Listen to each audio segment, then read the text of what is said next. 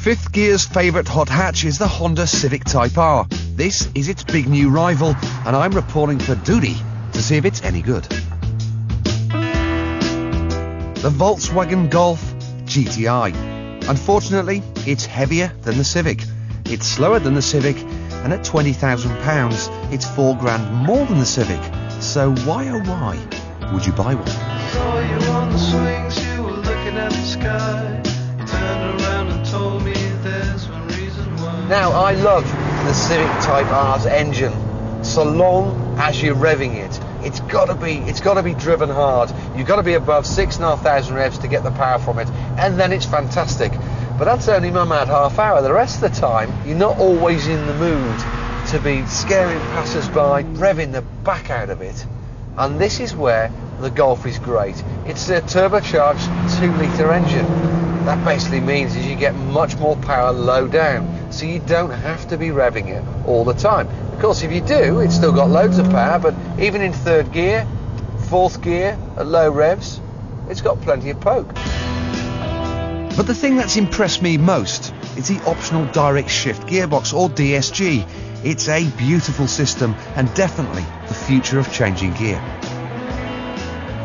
Why on earth manufacturers like Ferrari and Aston Martin, who make these trick fancy Formula 1 gearboxes, can't make something like this? It defies logic. It's a manual gearbox, but it's got 2 clutches. So the first, third and fifth have got a clutch on their own. Second, fourth and sixth have got a clutch on their own. So the gear you're going to go to is always engaged. And it makes for instantaneous, perfect, accurate gear changes up and down the gearbox. Just take a listen to this. We'll knock down to second. We'll give it some poke, and then I'll change up. It's just perfect. For me, this is the biggest step forward in gearbox technology I've ever driven. It is fabulous. DSG, what's it going to cost you? Well, £1,300. I think that's buttons when you consider what it does to the car. This car is quicker to 60 than your manual gearbox. So the DSG makes for quicker changes, gets you places faster. We like that. To find out more, we dropped by Bernie Eccleston's state-of-the-art Paul Ricard circuit, which nestles in the south of France. Here, tyre walls and gravel traps have been replaced by high-grip paint, making it a blueprint for tracks of the future.